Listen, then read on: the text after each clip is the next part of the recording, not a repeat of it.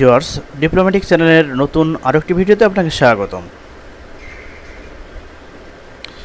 আজকে আমরা আলোচনা করব কোন কোম্পানি সর্বপ্রথম ফিঙ্গারপ্রিন্ট যুক্ত মোবাইল ফোন তৈরি করে। আমরা কম বেশি জানি মোটরোলা আমাদেরকে অনেক কিছুই দিয়েছে।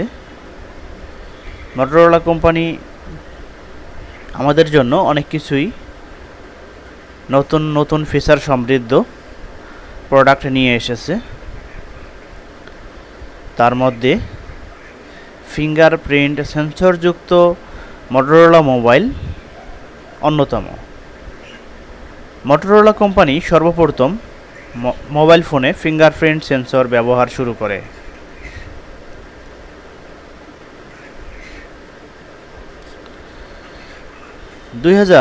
সালে তারাই প্রথম অ্যাট্রিক্স মডেলের ফোনে ফিঙ্গারপ্রিন্ট সেন্সর ব্যবহার করে। সে সময়ের হার্ডওয়্যারের কার্যক্ষমতা খুব কম হওয়ায় ফিঙ্গারপ্রিন্ট সেন্সর ব্যবহারের চেয়ে পিন কোড ব্যবহার করাটাই সহজ ছিল এবং অনেক দ্রুতও ছিল। ফলে এ সুবিধা আর জনপ্রিয় হয়ে ওঠেনি। এরপর 2013 সালে অ্যাপল তাদের আইফোন 5S এ নতুন সেন্সর সমৃদ্ধ ফিঙ্গারপ্রিন্ট সেন্সর ব্যবহার করে, আর সেটির আঙ্গুলের ছাপ শনাক্ত করার দক্ষতা ও গতি যথেষ্ট দ্রুত হওয়ার ফলে এর জনপ্রিয়তা বৃদ্ধি পেতে থাকে।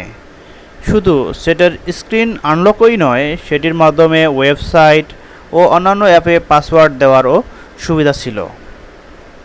অর্থাৎ মোটরোলা প্রথম ফিঙ্গারপ্রিন্ট সমৃদ্ধ মোবাইল নিয়ে আসে, যার মডেল অ্যাট্রিক্স। কিন্তু মোটরোলার সেই ফিঙ্গারপ্রিন্ট সমৃদ্ধ সেন্সরটি ভালোভাবে কাজ না করায় পরবর্তীতে 2013 সালে অ্যাপল তাদের আইফোন 5S এ ফিঙ্গারপ্রিন্ট সমৃদ্ধ মোবাইল নিয়ে আসে, আর সেটি পূর্বের মোটরোলার চেয়ে দ্রুত এবং খুবই দক্ষতা সম্পূর্ণভাবে কাজ করতে থাকে।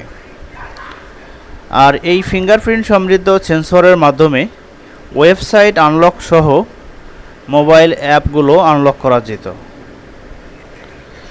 এরপর থেকে ফিঙ্গারপ্রিন্ট সেন্সরের প্রয়োজনীয়তা আরও বৃদ্ধি পেতে থাকে। এসব সফলতাই আরও দ্রুতশীল ও নির্ভুল সেন্সর তৈরির জন্য মোবাইল প্রস্তুতকারী কোম্পানিগুলোকে বা প্রতিষ্ঠানগুলোকে আরও বেশি গবেষণা করতে উদ্বুদ্ধ করে।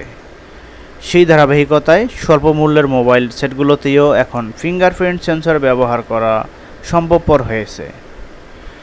ভিউয়ার্স, ডিপ্লোম্যাটিক চ্যানেলের সঙ্গে থাকার জন্য ধন্যবাদ। আবারও মনে করিয়ে দিচ্ছি, আপনি যদি ডিপ্লোম্যাটিক চ্যানেলে এখনও সাবস্ক্রাইব করে না থাকেন, অনুগ্রহ করে সাবস্ক্রাইব করে বেল আইকনটি বাজিয়ে সঙ্গেই থাকুন।